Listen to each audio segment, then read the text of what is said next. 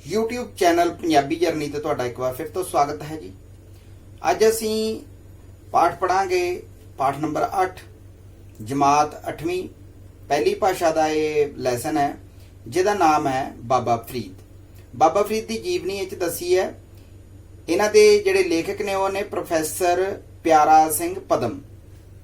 ਇਸ ਲੈਸਨ ਦੇ ਵਿੱਚ ਤੁਹਾਨੂੰ ਪੂਰਾ ਪਾਠ ਅਤੇ ਇਸ ਦੇ ਪ੍ਰਸ਼ਨ ਉੱਤਰ ਵੀ ਮਿਲ ਜਾਣਗੇ ਜੋ ਕਿ ਤੁਹਾਨੂੰ ਸਕਰੀਨ ਤੇ ਦਿਖਾਈ ਦੇਣਗੇ, ਜਿਨ੍ਹਾਂ ਨੂੰ ਤੁਸੀਂ ਰੋਕ ਕੇ ਆਪਣੀਆਂ ਕਾਪੀਆਂ ਤੇ ਵੀ ਉਤਾਰ ਸਕਦੇ ਹੋ।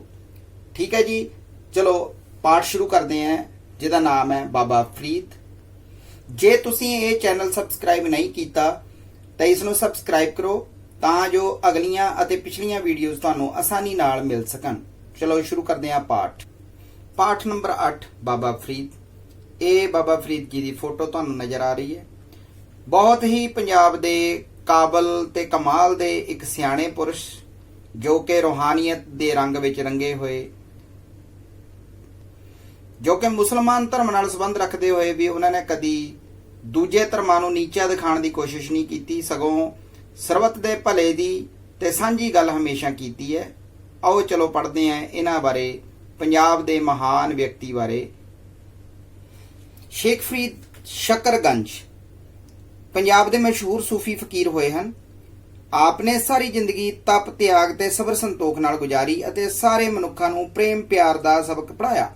ਸਬਕ ਪੜਾਉਣ ਦਾ ਮਤਲਬ ਹੁੰਦਾ ਕਿ ਪਾਠ ਪੜਾਉਣਾ ਜਾਂ ਉਹਨਾਂ ਨੂੰ ਸਿੱਖਿਆ ਦੇਣੀ। ਆਪ ਦਾ ਜਨਮ ਮੁਲਤਾਨ ਦੇ ਇੱਕ ਨਿੱਕੇ ਜਿਹੇ ਪਿੰਡ ਕੋਠੀਵਾਲ ਵਿੱਚ ਪਿਤਾ ਸ਼ੇਖ ਜਮਾਲੂਦੀਨ ਦੇ ਘਰ ਮਾਤਾ ਕਰਸੁਮ ਦੀ ਕੁੱਖੋਂ 1173 ਈਸਵੀ ਵਿੱਚ ਹੋਇਆ। ਮੁੱਢਲੀ ਵਿੱਦਿਆ ਹਾਸਲ ਕਰਕੇ ਆਪ ਮੁਲਤਾਨ ਚਲੇ ਗਏ ਤੇ ਉੱਥੇ 5-7 ਸਾਲ ਪੜ੍ਹਦੇ ਰਹੇ। ਇੱਥੋਂ ਫਰੀਦ ਜੀ ਕਈ ਵਾਰ ਦਿੱਲੀ ਵੀ ਗਏ ਅਤੇ ਕਿੰਨਾ ਅਰਸਾ ਮਤਲਬ ਟਾਈਮ ਹਾਂਸੀ ਹਿਸਾਰ ਵੱਲ ਤਪੱਸਿਆ ਕਰਦੇ ਰਹੇ। ਅਖੀਰ ਉਹਨਾਂ ਸਤਲੁਜ ਕੰਢੇ ਪਾਕਪਟਨ ਆ ਨਿਵਾਸ ਕੀਤਾ। ਨਿਵਾਸ ਕਰਨਾ ਮਤਲਬ ਰਹਿਣਾ। ਉਹਨਾਂ ਦੀ ਪਵਿੱਤਰ ਰੂਹਾਨੀ ਜ਼ਿੰਦਗੀ ਤੇ ਤਿਆਗ ਵੈਰਾਗ ਵਾਲੀ ਰਹਿਣੀ ਬਹਿਣੀ ਦੇਖ ਕੇ ਆਪ ਦੇ ਮੁਰਸ਼ਦ ਬਖਤਿਆਰ ਕਾਕੀ, ਇਹ ਇਹਨਾਂ ਦੇ ਮੁਰਸ਼ਦ ਮਤਲਬ ਗੁਰੂ ਬਖਤਿਆਰ ਕਾਕੀ ਇੰਨੇ ਪ੍ਰਸੰਨ ਹੋਏ ਕਿ ਉਹਨਾਂ ਆਪਣੀ ਗੱਦੀ ਹੀ ਫਰੀਦ ਜੀ ਦੇ ਹਵਾਲੇ ਕਰ ਦਿੱਤੀ। ਇਸ ਜ਼ਿੰਮੇਵਾਰੀ ਨੂੰ ਉਹਨਾਂ ਲਗਾਤਾਰ 32 ਵਰ੍ਹੇ ਨਿਭਾਇਆ ਤੇ ਆਪਣੇ ਸੇਵਕਾਂ ਨੂੰ ਮੁਹੱਬਤ ਤੇ ਮੁਦਰਤਾ ਦਾ ਉਪਦੇਸ਼ ਦਿੱਤਾ। ਸ਼ੇਖ ਫਰੀਦ ਜੀ ਉੱਚੀ ਕਰਨੀ ਵਾਲੇ ਫਕੀਰ ਸਨ ਤੇ ਆਪ ਦਾ ਜੀਵਨ ਬੜਾ ਹੀ ਸਰਲ, ਸਾਦਾ, ਸਬਰ ਸੰਤੋਖ ਤੇ ਗਰੀਬੀ ਵਾਲਾ ਸੀ। ਉਹ ਮਸਾਂ ਹੀ ਗੁਜ਼ਾਰਾ ਕਰਦੇ ਸਨ। ਗੁਜ਼ਾਰਾ ਕਰਨਾ ਮਤਲਬ ਬਹੁਤ ਗਰੀਬੀ ਦੇ ਵਿੱਚ ਸੀਗੇ।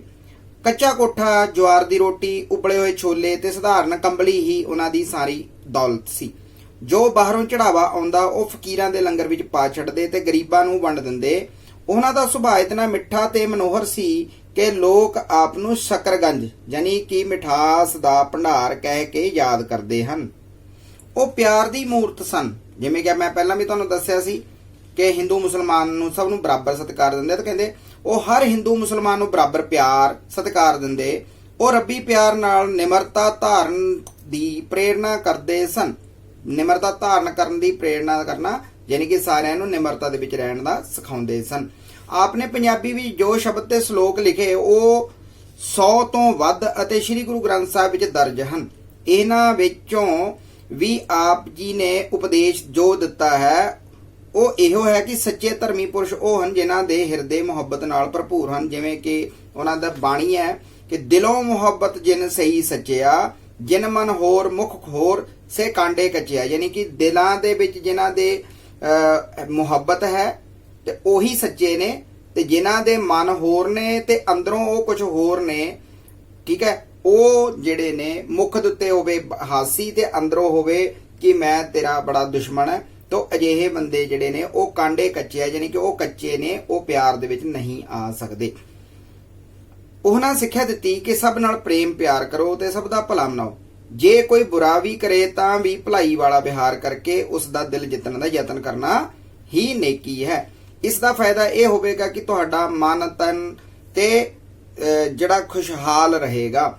ਫਰੀਦਾ ਬੁਰੇ ਦਾ ਭਲਾ ਕਰ, ਗੁੱਸਾ ਮਨ ਨਾ ਹੰਡਾਏ, ਦੇਹੀ ਰੋਗ ਨਾ ਲੱਗੇ, ਪੱਲੇ ਸਭ ਕੁਝ ਪਾਏ। ਕਹਿਣ ਦਾ ਮਤਲਬ ਜੇ ਤੂੰ ਬੁਰੇ ਦਾ ਭਲਾ ਕਰੇਗਾ ਤੇ ਮਨ ਦੇ ਵਿੱਚ ਗੁੱਸਾ ਨਹੀਂ ਹੰਡਾਏਗਾ ਤੇ ਤੈਨੂੰ ਇਹ ਫਾਇਦਾ ਹੋਏਗਾ ਕਿ ਤੇਰੀ ਦੇਹ ਨੂੰ, ਤੇਰੇ ਸਰੀਰ ਨੂੰ ਕਿਸੇ ਤਰ੍ਹਾਂ ਦਾ ਰੋਗ ਨਹੀਂ ਲੱਗੇਗਾ ਤੇ ਸਭ ਕੁਝ ਤੈਨੂੰ ਹੀ ਮਿਲੇਗਾ। ਸਾਰੀ ਦੁਨੀਆ ਤੈਨੂੰ ਹੀ ਚੰਗਾ ਕਹੇਗੀ। ਇੱਕ ਵਾਰ ਇੱਕ ਸੱਜਣ ਫਰੀਦ ਜੀ ਦੇ ਕੋਲ ਕੈਂਚੀ ਲੈ ਕੇ ਆਇਆ ਤੇ ਉਸਨੇ ਸਿਫਤ ਕਰਦਿਆਂ ਕਿਹਾ, ਇਹ ਕੈਂਚੀ ਬੜੇ ਮਜ਼ਬੂਤ ਲੋਹੇ ਦੀ ਬਣੀ ਹੈ ਤੇ ਬਹੁਤ ਤਿੱਖੀ ਹੈ, ਇਸ ਦੀ ਧਾਰ ਸੋਹਣੀ ਲੱਗੀ ਹੋਈ ਹੈ ਤੇ ਬਹੁਤ ਸੋਹਣਾ ਕੱਟਦੀ ਹੈ। ਬਾਬਾ ਫਰੀਦ ਜੀ ਨੇ ਕੈਂਚੀ ਉਸਦੇ ਹੱਥ ਵਿੱਚੋਂ ਲੈ ਲਈ ਤੇ ਉਸ ਨੂੰ ਚਾਰ ਪਾਸੇ ਘੁਮਾਇਆ ਤੇ ਦੇਖਿਆ ਤੇ ਕਿਹਾ, ਭਾਈ ਪ੍ਰੇਮੀਆਂ, ਤੂੰ ਇਹ ਲੈ ਜਾ, ਇਹ ਤਾਂ ਕੱਟਣ ਵਾਲੀ ਤੇ ਚੀਰ ਫਾੜ ਕਰਨ ਵਾਲੀ ਚੀਜ਼ ਹੈ। ਸਾਡਾ ਕੰਮ ਕੱਟਣਾ ਤੋੜਨਾ ਨਹੀਂ, ਸਗੋਂ ਜੋੜਨਾ ਹੈ। ਤੂੰ ਮੈਨੂੰ ਇਸ ਦੀ ਥਾਂ ਇੱਕ ਨਿੱਕੀ ਜਿਹੀ ਸੂਈ ਲਿਆ ਕੇ ਦੇ ਤਾਂ ਕਿ ਮੈਂ ਪਾਟਿਆਂ ਨੂੰ ਜੋੜ ਸਕਾਂ, ਅੱਡੋ ਅੱਡ ਨਿਖੜੇ ਦਿਲਾਂ ਨੂੰ ਪ੍ਰੀਤ ਪਿਆਰ ਦੇ ਧਾਗੇ ਵਿੱਚ ਪਰੋ ਸਕਾਂ। ਇਹ ਸੀ ਉਹਨਾਂ ਦੇ ਵਿਚਾਰ। ਜਦੋਂ ਅਸੀਂ ਇਤਿਹਾਸ ਦੇ ਪੰਨਿਆਂ ਵੱਲ ਨਜ਼ਰ ਮਾਰਦੇ ਹਾਂ ਤਾਂ ਪਤਾ ਲੱਗਦਾ ਹੈ ਕਿ ਇਹ ਜ਼ਮਾਨਾ ਦਵੈਸ਼ ਤੇ ਨਫ਼ਰਤ ਦਾ ਸੀ। ਮੰਗੋਲਾਂ ਦੇ ਹਮਲਿਆਂ ਨੇ ਹਾਹਾਕਾਰ ਮਚਾਈ ਹੋਈ ਸੀ। ਇਹਨਾਂ ਨੇ ਸਿੰਧ, ਮੁਲਤਾਨ, ਲਾਹੌਰ ਤੱਕ ਕਬਜ਼ਾ ਕਰਕੇ ਲੋਕਾਂ ਦੇ ਨੱਕ ਵਿੱਚ ਦਮ ਕੀਤਾ ਹੋਇਆ ਸੀ। ਇਤਿਹਾਸਕਾਰਾਂ ਅਨੁਮਾਨ ਲਾਇਆ ਇਤਿਹਾਸ ਜਿਹੜੇ ਹਿਸਟੋਰੀਅਨਸ ਨੇ, ਜਿਹੜੇ ਹਿਸਟਰੀ ਲਿਖਦੇ ਨੇ, ਅਲੱਗ-ਅਲੱਗ ਜਗ੍ਹਾ ਤੋਂ ਹਿਸਾਬ ਲਾ ਕੇ ਉਹਨਾਂ ਨੇ ਦੇਖਿਆ ਕਿ ਲਾਹੌਰ ਕੇ ਜਾਬਰ ਮੰਗੋਲਾਂ ਨੇ ਲਗਭਗ 80 ਲੱਖ ਬੰਦਿਆਂ ਦਾ ਕਤਲ ਕੀਤਾ, ਯਾਨੀ ਕਿ 80 ਲੱਖ ਲੋਕਾਂ ਨੂੰ ਮਾਰ ਦਿੱਤਾ ਸੀ।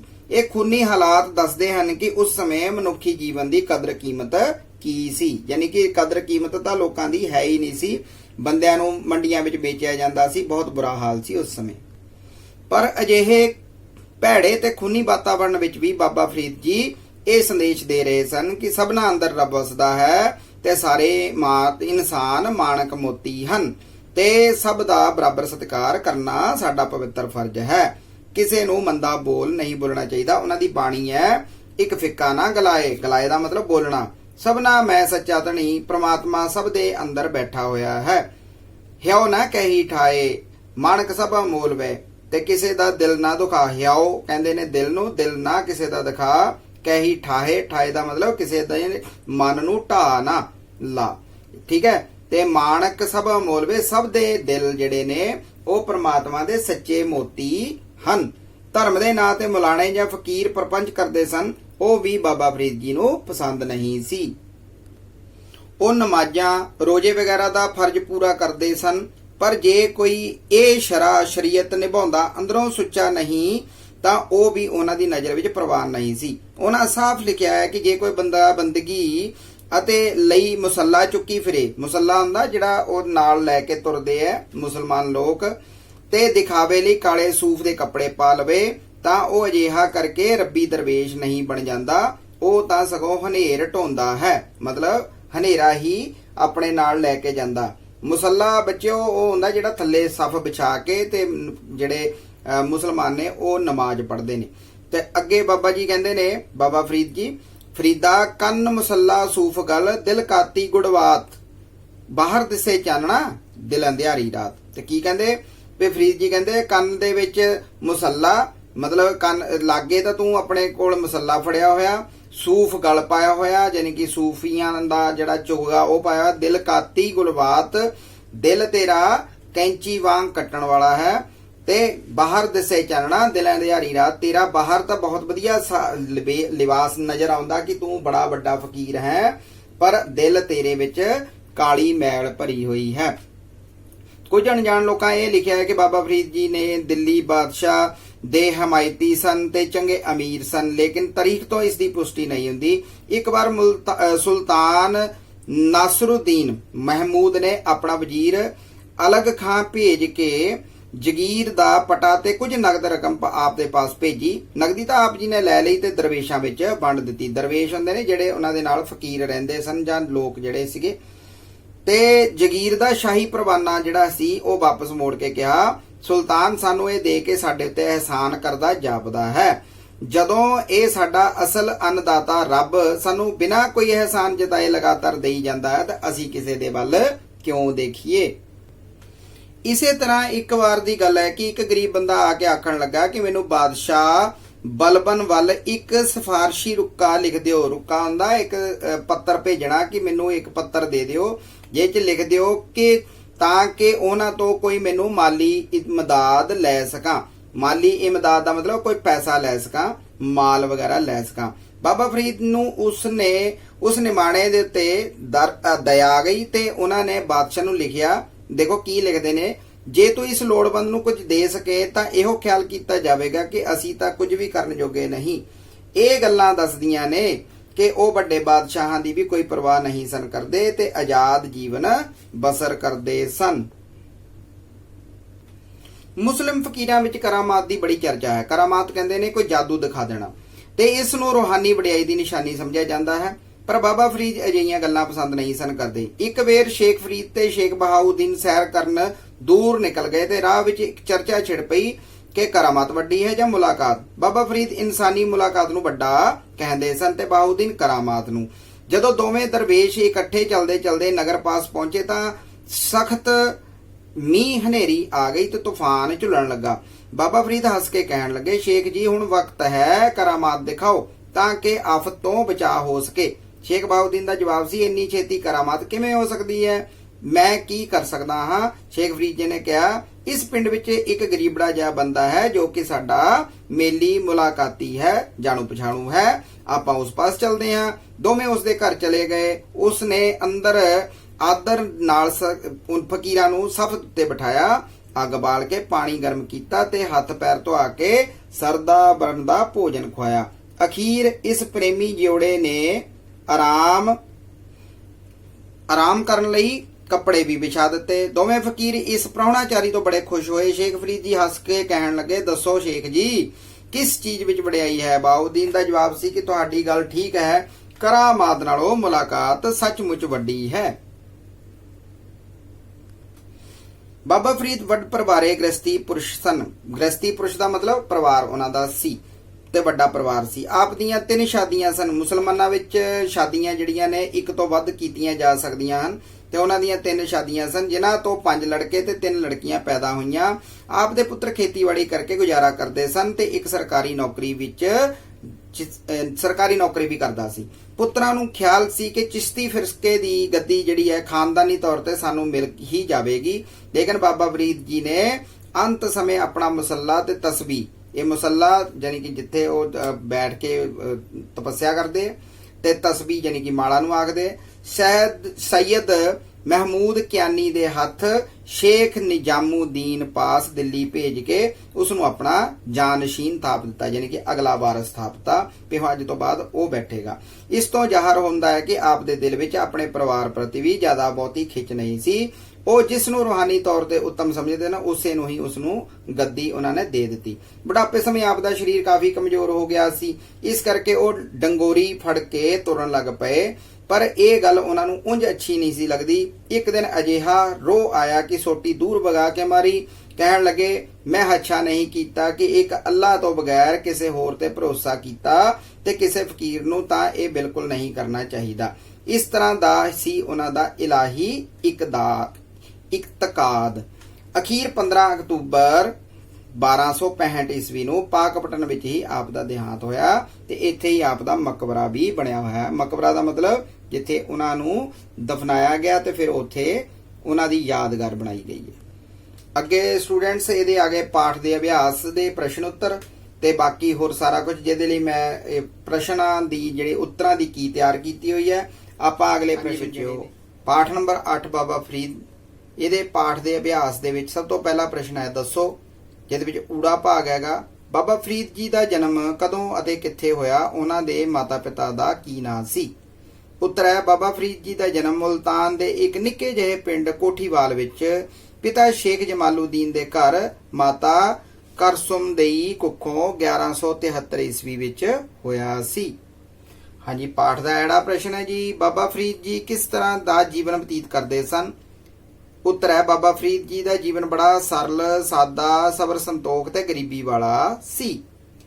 ਈਡੀ ਪ੍ਰਸ਼ਨ ਹੈ ਜੀ, ਬਾਬਾ ਫਰੀਦ ਜੀ ਦਾ ਕੀ ਉਪਦੇਸ਼ ਸੀ। ਉਹਨਾਂ ਦੇ ਉਪਦੇਸ਼ ਦੀ ਪ੍ਰੋੜਤਾ ਕਰਦੀ ਘਟਨਾ ਆਪਣੇ ਸ਼ਬਦਾਂ ਵਿੱਚ ਲਿਖੋ। ਪ੍ਰੋੜਤਾ ਕਰਦੀ ਮਤਲਬ ਉਹਨਾਂ ਦੀ ਗੱਲ ਦੱਸਦੀ, ਉਹਨਾਂ ਦੀ ਸਿੱਖਿਆ ਦਿੰਦੀ ਇੱਕ ਘਟਨਾ ਦੱਸਣੀ ਹੈ। ਉੱਤਰ, ਬਾਬਾ ਫਰੀਦ ਜੀ ਦਾ ਉਪਦੇਸ਼ ਸੀ ਕਿ ਸਭ ਨਾਲ ਪ੍ਰੇਮ ਪਿਆਰ ਕਰੋ ਤੇ ਸਭ ਦਾ ਭਲਾ ਮਨਾਓ, ਨੇਕੀ ਦਾ ਕਰਨ ਦਾ ਯਤਨ ਕਰੋ। ਤੇ ਇਹਦੇ ਨਾਲ ਦੀ ਘਟਨਾ ਜਿਹੜੀ ਹੈ ਉਹ ਹੈ ਕਿ ਇੱਕ ਵਾਰ ਇੱਕ ਸੱਜਣ ਫਕੀਰ ਫਰੀਦ ਜੀ ਦੇ ਪਾਸ ਕੈਂਚੀ ਲੈ ਕੇ ਆਇਆ ਤੇ ਉਸ ਦੀਆਂ ਸਿਫਤਾਂ ਕਰਨ ਲੱਗਾ। ਬਾਬਾ ਫਰੀਦ ਜੀ ਨੇ ਕੈਂਚੀ ਚਾਰੇ ਪਾਸੇ ਘੁਮਾਈ ਅਤੇ ਇੱਧਰ ਉੱਧਰ ਦੇਖ ਕੇ ਕਿਹਾ, ਇਹ ਤਾਂ ਭਾਈ ਚੀਰ ਫਾੜ ਕਰਨ ਵਾਲੀ ਚੀਜ਼ ਹੈ। ਮੈਨੂੰ ਤਾਂ ਇੱਕ ਨਿੱਕੀ ਜਿਹੀ ਸੂਈ ਲਿਆ ਕੇ ਦੇ ਤਾਂ ਕਿ ਮੈਂ ਪਾਟਿਆਂ ਨੂੰ ਜੋੜ ਸਕਾਂ, ਅੱਡੋ ਅੱਡ ਨਿਖੜੇ ਦਿਲਾਂ ਨੂੰ ਪ੍ਰੀਤ ਪਿਆਰ ਦੇ ਧਾਗੇ ਵਿੱਚ ਪਰੋ ਸਕਾਂ। ਅਗਲਾ ਪ੍ਰਸ਼ਨ ਹੈ ਜੀ, ਫਰੀਦ ਜਿਹੜਾ ਇੱਕ ਸ਼ਬਦ ਬਾਬਾ ਫਰੀਦ ਜੀ ਦਾ ਗੁਰੂ ਗ੍ਰੰਥ ਸਾਹਿਬ ਦੇ ਵਿੱਚ ਹੈ ਕਿ ਫਰੀਦਾ ਕੰਨ ਮੁਸੱਲਾ ਸੂਫ ਗਲ ਦਿਲ ਕਾਤੀ ਗੁੜਵਾਤ ਬਾਹਰ ਦਿਸੇ ਚੰਨਾ ਦਿਲ ਅੰਧਿਆਰੀ ਰਾਤ। ਇਸ ਸ਼ਲੋਕ ਦਾ ਭਾਵ ਅਰਥ ਸਪਸ਼ਟ ਕਰੋ। ਹਾਂਜੀ, ਇਹਦਾ ਉੱਤਰ ਹੈ ਜੀ, ਫਰੀਦ ਜੀ ਨੇ ਸਾਫ਼ ਲਿਖਿਆ ਹੈ ਕਿ ਜੇ ਕੋਈ ਬੰਦਗੀ ਵਿੱਚ ਮੁਸੱਲਾ ਚੁੱਕੀ ਫਿਰੇ ਤੇ ਦਿਖਾਵੇ ਵਾਲੀ ਕਾਲੀ ਸੂਫ ਦੇ ਕੱਪੜੇ ਵੀ ਗਲ ਵਿੱਚ ਪਾ ਲਵੇ ਤਾਂ ਉਹ ਅਜਿਹਾ ਕਰਕੇ ਰੱਬੀ ਦਰਵੇਸ਼ ਨਹੀਂ ਬਣ ਜਾਂਦਾ, ਉਹ ਤਾਂ ਸਗੋਂ ਹਨੇਰ ਢੋਂਦਾ ਹੈ, ਭਾਵ ਉਹਦੇ ਮਨ ਵਿੱਚ ਹਨੇਰਾ ਹੀ ਕਾਇਮ ਰਹਿੰਦਾ ਹੈ। ਹਾਂਜੀ, ਅਗਲਾ ਪ੍ਰਸ਼ਨ, ਹਾਹਾ ਬਾਬਾ ਫਰੀਦ ਜੀ ਮੁਲਾਕਾਤ ਅਤੇ ਕਰਾਮਾਤ ਵਿੱਚੋਂ ਕਿਹੜੀ ਚੀਜ਼ ਨੂੰ ਜ਼ਿਆਦਾ ਵੱਡਾ ਕਹਿੰਦੇ ਸਨ? ਇਹ ਗੱਲ ਉਹਨਾਂ ਦੇ ਕਿਵੇਂ ਸੱਚੀ ਸਿੱਧ ਕਰਕੇ ਦਿਖਾਈ ਸੀ? ਤੇ ਇਹਦਾ ਉੱਤਰ ਹੈ, ਬਾਬਾ ਫਰੀਦ ਜੀ ਇਨਸਾਨੀ ਮੁਲਾਕਾਤ ਨੂੰ ਵੱਡਾ ਕਹਿੰਦੇ ਸਨ ਤੇ ਸ਼ੇਖ ਬਹਾਉਦੀਨ ਜੋ ਕਿ ਉਹਨਾਂ ਦਾ ਇੱਕ ਮਿੱਤਰ ਸੀ, ਉਹ ਕਰਾਮਾਤ ਨੂੰ ਵੱਡਾ ਆਖਦਾ ਸੀ। ਤੇ ਇਹਦੇ ਨਾਲ ਦੀ ਘਟਨਾ ਕੀ ਹੈ ਜਿਹਦੇ ਵਿੱਚ ਉਹਨਾਂ ਨੇ ਸਿੱਧ ਕੀਤਾ ਕਿ ਕਰਾਮਾਤ ਤੋਂ ਮੁਲਾਕਾਤ ਜ਼ਿਆਦਾ ਵੱਡੀ ਹੈ। ਇੱਕ ਵਾਰ ਬਾਬਾ ਫਰੀਦ ਜੀ ਅਤੇ ਬਹਾਉਦੀਨ ਦੋਵੇਂ ਦਰਵੇਸ਼ ਚਲਦੇ ਚਲਦੇ ਨਗਰ ਪਾਸ ਪਹੁੰਚੇ ਤਾਂ ਸਖਤ ਮੀਂਹ ਅਤੇ ਹਨੇਰੀ ਆ ਗਈ ਤੇ ਤੂਫਾਨ ਝੁੱਲਣ ਲੱਗਾ। ਫਰੀਦ ਜੀ ਨੇ ਕਿਹਾ, ਸ਼ੇਖ ਜੀ ਹੁਣ ਵਕਤ ਹੈ, ਕਰਾਮਾਤ ਦਿਖਾਓ ਤਾਂ ਕਿ ਆਫਤ ਤੋਂ ਬਚਿਆ ਜਾ ਸਕੇ। ਬਹਾਉਦੀਨ ਦਾ ਜਵਾਬ ਸੀ, ਇੰਨੀ ਛੇਤੀ ਕਰਾਮਾਤ ਕਿਵੇਂ ਹੋ ਸਕਦੀ ਹੈ, ਮੈਂ ਕੀ ਕਰ ਸਕਦਾ ਹਾਂ? ਸ਼ੇਖ ਫਰੀਦ ਜੀ ਨੇ ਕਿਹਾ, ਇਸ ਪਿੰਡ ਵਿੱਚ ਇੱਕ ਗਰੀਬੜਾ ਜਿਹਾ ਬੰਦਾ ਹੈ ਜੋ ਕਿ ਸਾਡਾ ਮੇਲੀ ਮੁਲਾਕਾਤੀ ਹੈ, ਜਾਣੂ ਪਛਾਣੂ ਹੈ, ਆਪਾਂ ਉਸ ਪਾਸ ਚਲਦੇ ਹਾਂ। ਉਸ ਗਰੀਬ ਵਿਅਕਤੀ ਨੇ ਦੋਹਾਂ ਦਰਵੇਸ਼ਾਂ ਦੀ ਆਓ ਭਗਤ ਕੀਤੀ, ਭੋਜਨ ਖਵਾਇਆ, ਆਰਾਮ ਕਰਨ ਲਈ ਕੱਪੜੇ ਵੀ ਦਿੱਤੇ। ਅੰਤ ਫਰੀਦ ਜੀ ਨੇ ਕਿਹਾ, ਦੇਖਿਆ ਕਰਾਮਾਤ ਨਾਲੋਂ ਮੁਲਾਕਾਤ ਵੱਡੀ ਚੀਜ਼ ਹੈ। ਤੁਹਾਡਾ ਜਿਹੜਾ ਤੀਸਰਾ ਪ੍ਰਸ਼ਨ ਹੈ, ਵਾਕਾਂ ਵਿੱਚ ਵਰਤੋ। ਇਹਦੇ ਵਿੱਚ ਪਹਿਲਾ ਸ਼ਬਦ ਹੈਗਾ ਸੂਫੀ। ਬਾਬਾ ਫਰੀਦ ਜੀ ਸੂਫੀ ਕਵੀ ਸਨ। ਦੂਸਰਾ ਸ਼ਬਦ ਹੈ ਸਬਰ ਸੰਤੋਖ। ਸਾਨੂੰ ਹਰ ਕੰਮ ਸਬਰ ਸੰਤੋਖ ਨਾਲ ਕਰਨਾ ਚਾਹੀਦਾ ਹੈ, ਮਤਲਬ ਧੀਰਜ ਨਾਲ ਕਰਨਾ ਚਾਹੀਦਾ ਹੈ। ਤੀਸਰਾ ਸ਼ਬਦ ਹੈ ਨਿਵਾਸ। ਅੰਤ ਵਿੱਚ ਬਾਬਾ ਫਰੀਦ ਜੀ ਨੇ ਸਤਲੁਜ ਕੰਢੇ ਪਾਕਪਟਨ ਆ ਕੇ ਨਿਵਾਸ ਕੀਤਾ। ਨਿਵਾਸ ਕਰਨਾ ਮਤਲਬ ਰਹਿਣਾ। ਅਗਲਾ ਸ਼ਬਦ ਹੈਗਾ ਗੁਜ਼ਾਰਾ। ਰਮਨ ਬਹੁਤ ਗਰੀਬ ਹੈ, ਉਸ ਦੇ ਘਰ ਦਾ ਗੁਜ਼ਾਰਾ ਬਹੁਤ ਮੁਸ਼ਕਲ ਨਾਲ ਹੁੰਦਾ ਹੈ। ਗੁਜ਼ਾਰਾ ਮਤਲਬ ਆਈ ਚਲਾਈ ਕਰਨੀ। ਇਸੇ ਤਰੀਕੇ ਨਾਲ ਪੰਜਵਾਂ ਸ਼ਬਦ ਹੈ ਜੀ ਵਿਹਾਰ। ਵਿਹਾਰ ਦਾ ਮਤਲਬ ਹੁੰਦਾ ਵਰਤਾਓ ਕਰਨਾ ਕਿਸੇ ਨਾਲ। ਫਰੀਦ ਜੀ ਅਨੁਸਾਰ ਬੁਰੇ ਵਿਅਕਤੀ ਨਾਲ ਵੀ ਚੰਗਾ ਵਿਹਾਰ ਕਰਕੇ ਉਸ ਦਾ ਦਿਲ ਜਿੱਤਣ ਦਾ ਯਤਨ ਕਰਨਾ ਚਾਹੀਦਾ ਹੈ। ਅਗਲਾ ਸ਼ਬਦ ਹੈ ਜੀ ਆਫਤ। ਆਫਤ ਦਾ ਮਤਲਬ ਮੁਸੀਬਤ। ਮਹਾਮਾਰੀ ਦੇਸ਼ ਉੱਪਰ ਆਫਤ ਬਣ ਕੇ ਘੁੰਮ ਰਹੀ ਹੈ, ਜਿਵੇਂ ਕਿ ਅੱਜ ਕੱਲ ਕਰੋਨਾ ਚੱਲ ਰਿਹਾ, ਕਰੋਨਾ ਮਹਾਮਾਰੀ ਵੀ ਇੱਥੇ ਲਿਖ ਸਕਦੇ ਆ। ਸੱਤਵਾਂ ਸ਼ਬਦ ਹੈ ਤਾਕੀਦ, ਯਾਨੀ ਕਿ ਕਿਸੇ ਗੱਲ ਨੂੰ ਕਹਿਣਾ। ਮੈਂ ਸ਼ਾਮ ਨੂੰ ਮੇਰੇ ਨਾਲ ਦਿੱਲੀ ਜਾਣ ਦੀ ਤਾਕੀਦ ਕੀਤੀ, ਮਤਲਬ ਕਿਹਾ ਕਿ ਮੇਰੇ ਨਾਲ ਚੱਲ। ਅਗਰ ਅੱਠਵਾਂ ਸ਼ਬਦ ਹੈਗਾ ਅਨੁਮਾਨ। ਅਨੁਮਾਨ ਦਾ ਮਤਲਬ ਅੰਦਾਜ਼ਾ। ਅੱਜ ਮੀਂਹ ਆਉਣ ਦਾ ਅਨੁਮਾਨ ਹੈ। ਨੌਵਾਂ ਸ਼ਬਦ ਹੈ ਜੀ ਜ਼ਾਹਰ। ਮੈਂ ਆਪਣੇ ਪਿਤਾ ਜੀ ਅੱਗੇ ਮੇਲਾ ਦੇਖਣ ਦੀ ਇੱਛਾ ਜ਼ਾਹਰ ਕੀਤੀ। ਜ਼ਾਹਰ ਦਾ ਮਤਲਬ ਹੁੰਦਾ ਵਿਅਕਤ ਕਰਨਾ, ਮਤਲਬ ਦੱਸਣਾ। 10ਵਾਂ ਸ਼ਬਦ ਹੈ ਜੀ ਜਾਨਸ਼ੀਨ। ਇਹ ਹੁੰਦਾ ਕਿ ਆਪਣੀ ਗੱਦੀ ਦਾ ਅਗਲਾ ਵਾਰਸ। ਬਾਬਾ ਫਰੀਦ ਜੀ ਨੇ ਅੰਤ ਸਮੇਂ ਆਪਣਾ ਮੁਸੱਲਾ ਤੇ ਤਸਬੀਹ ਸ਼ੇਖ ਨਿਜ਼ਾਮੁਦੀਨ ਪਾਸ ਭੇਜ ਕੇ ਉਸ ਨੂੰ ਆਪਣਾ ਜਾਨਸ਼ੀਨ ਥਾਪ ਦਿੱਤਾ। 11ਵਾਂ ਸ਼ਬਦ ਹੈ ਜੀ ਸੰਦੇਸ਼, ਮਤਲਬ ਮੈਸੇਜ। ਬਾਬਾ ਫਰੀਦ ਜੀ ਸਭ ਨੂੰ ਸਾਦਾ, ਸਰਲ ਅਤੇ ਪਿਆਰ ਨਾਲ ਜੀਵਨ ਬਤੀਤ ਕਰਨ ਦਾ ਸੰਦੇਸ਼ ਦਿੰਦੇ ਸਨ। ਤੇ 12ਵਾਂ ਸ਼ਬਦ ਹੈਗਾ ਜੀ ਅਹਿਸਾਨ। ਸਾਨੂੰ ਦੂਜਿਆਂ ਦਾ ਅਹਿਸਾਨ ਕਦੀ ਨਹੀਂ ਭੁੱਲਣਾ ਚਾਹੀਦਾ। ਸਾਨੂੰ ਦੂਜਿਆਂ ਦਾ ਅਹਿਸਾਨ ਕਦੀ ਨਹੀਂ ਭੁੱਲਣਾ ਚਾਹੀਦਾ। ਇਹ ਤੁਹਾਡੇ ਲੈਸਨ ਦਾ ਜਿਹੜਾ ਅਗਲਾ ਪ੍ਰਸ਼ਨ ਹੈਗਾ ਵੀ ਹੇਠਾਂ ਦਿੱਤੇ ਵਾਕਾਂ ਵਿੱਚ ਲਕੀਰੇ ਸ਼ਬਦ ਕਿਹੜੀ ਕਿਸਮ ਦੇ ਪੜਨਾਮ ਹਨ। ਯਾਨੀ ਕਿ ਇਹਦੇ ਵਿੱਚ ਅਸੀਂ ਜਿਹੜੇ ਸ਼ਬਦ ਹੈਗੇ ਜਿਨ੍ਹਾਂ ਦੇ ਲਾਈਨਾਂ ਥੱਲੇ ਲੱਗੀਆਂ ਹੋਈਆਂ ਨੇ ਉਹਨਾਂ ਦੇ ਬਾਰੇ ਚ ਇਹ ਦੱਸਣਾ ਕਿ ਇਹ ਕਿਸ ਪ੍ਰਕਾਰ ਦੇ ਪੜਨਾਮ ਹੈਗੇ ਆ। ਤੇ ਇਸ ਦੇ ਵਿੱਚ ਆਪਾਂ ਪੜਨਾਮ ਜਿਹੜੇ ਆ ਸਿਰਫ ਆਪਾਂ ਸਮਝਣ ਦੀ ਕੋਸ਼ਿਸ਼ ਕਰਾਂਗੇ, ਬਾਕੀ ਪੜਨਾਵਾਂ ਦੇ ਉੱਤੇ ਆਪਾਂ ਇੱਕ ਅਲੱਗ ਤੋਂ ਚੈਪਟਰ ਪੂਰਾ ਲੈ ਕੇ ਆਵਾਂਗੇ। ਠੀਕ ਹੈ ਜੀ। ਸਭ ਤੋਂ ਪਹਿਲਾਂ ਜਿਹੜੀ ਲਾਈਨ ਹੈਗੀ ਹੈ ਊੜਾ, ਉਹਦੇ ਵਿੱਚ ਲਿਖਿਆ ਕਿ ਆਪ ਦਾ ਜਨਮ ਮੁਲਤਾਨ ਦੇ ਇੱਕ ਨਿੱਕੇ ਜਿਹੇ ਪਿੰਡ ਕੋਠੀਵਾਲ ਵਿੱਚ ਹੋਇਆ। ਤੇ ਇਹਦੇ ਵਿੱਚ ਆਪ ਦੇ ਥੱਲੇ ਲਾਈਨ ਲੱਗੀ ਹੋਈ ਹੈ, ਲਕੀਰਾ ਸ਼ਬਦ ਹੈ। ਤੇ ਆਪ ਜਿਹੜਾ ਹੁੰਦਾ ਉਹਨੂੰ ਅਸੀਂ ਕਹਾਂਗੇ ਨਿਜਵਾਚਕ ਪੜਨਾਮ। ਇਸੇ ਤਰੀਕੇ ਨਾਲ ਐੜਾ ਹੈ, ਉਹਦੇ ਵਿੱਚ ਹੈਗਾ ਉਹ ਜਿਸ ਨੂੰ ਰੂਹਾਨੀ ਤੌਰ ਤੇ ਉੱਤਮ ਸਮਝਦੇ ਸਨ ਉਸ ਨੂੰ ਉਹਨਾਂ ਗੱਦੀ ਦੇ ਦਿੱਤੀ। ਇਹਦੇ ਵਿੱਚ ਉਹ, ਉਸ ਨੂੰ, ਉਹਨਾਂ, ਇਹ ਤਿੰਨ ਸ਼ਬਦ ਹੈ ਜਿਨ੍ਹਾਂ ਦੇ ਥੱਲੇ ਲਾਈਨ ਲੱਗੀ ਹੋਈ ਹੈ ਤੇ ਇਹ ਜਿਹੜੇ ਨੇ ਉਹ ਪੁਰਖਵਾਚਕ ਪੜਨਾਮ ਹਨ। ਈੜੀ ਜਿਹੜੀ ਹੈ ਉਹਦੇ ਵਿੱਚ ਹੈ ਭਾਈ ਪ੍ਰੇਮੀਆ ਤੂੰ ਇਹ ਲੈ ਜਾ, ਇਹ ਤਾਂ ਕੱਟਣ ਵਾਲੀ ਤੇ ਚੀਰ ਫਾੜ ਕਰਨ ਵਾਲੀ ਚੀਜ਼ ਹੈ ਤੇ ਸਾਡਾ ਕੰਮ ਕੱਟਣਾ ਤੋੜਨਾ ਨਹੀਂ ਸਗੋਂ ਜੋੜਨਾ ਹੈ। ਇਸ ਦੇ ਵਿੱਚ ਅਸੀਂ ਦੇਖ ਰਹੇ ਹਾਂ ਕਿ ਜਿਵੇਂ ਤੂੰ ਸ਼ਬਦ ਹੈ, ਇਸ ਤੋਂ ਇਲਾਵਾ ਇਹ ਸ਼ਬਦ ਹੈ, ਇਹਦੇ ਥੱਲੇ ਲਾਈਨ ਲੱਗੀ ਹੋਈ ਹੈ ਤੇ ਇਹਦੇ ਵਿੱਚ ਤੂੰ ਸ਼ਬਦ ਜਿਹੜਾ ਹੈ ਪੁਰਖਵਾਚਕ ਪੜਨਾਮ ਹੈ, ਪਰ ਇਹ ਸ਼ਬਦ ਜਿਹੜਾ ਹੈ ਉਹ ਵੀ ਪੁਰਖਵਾਚਕ ਪੜਨਾਮ ਹੀ ਹੈ ਤੇ ਇਹ ਦੋਨੋਂ ਕਿਸਮਾਂ ਸੇਮ ਕਿਸਮਾਂ ਨੇ ਪੁਰਖਵਾਚਕ ਪੜਨਾਮ ਦੀਆਂ। ਇਸੇ ਤਰੀਕੇ ਨਾਲ ਅਗਲਾ ਜਿਹੜਾ ਇਹ ਲਾਈਨ ਹੈਗੀ ਹੈ ਸੱਸਾ, ਸ਼ੇਖ ਬਹਾਉਦੀਨ ਦਾ ਜਵਾਬ ਸੀ, ਇਤਨੀ ਛੇਤੀ ਕਰਾਮਾਤ ਕਿਵੇਂ ਹੋ ਸਕਦੀ ਹੈ, ਮੈਂ ਕੀ ਕਰ ਸਕਦਾ ਹਾਂ। ਇਹਦੇ ਵਿੱਚ ਦੋ ਸ਼ਬਦ ਆਏ ਹੈ, ਸਭ ਤੋਂ ਪਹਿਲਾਂ ਮੈਂ ਤੇ ਦੂਸਰਾ ਸ਼ਬਦ ਹੈਗਾ ਕੀ। तो ਦੋਨਾਂ ਦੇ ਵਿੱਚ ਆਪਾਂ ਦੇਖਦੇ ਹਾਂ ਕਿ ਮੈਂ ਸ਼ਬਦ ਤਾਂ ਹੈਗਾ ਪੁਰਖਵਾਚਕ ਪੜਨਾਮ, ਪਰ ਕੀ ਸ਼ਬਦ ਹੈ ਪੜਨਾਮ ਦੀ ਪ੍ਰਸ਼ਨਵਾਚਕ ਪੜਨਾਮ ਕਿਸਮ।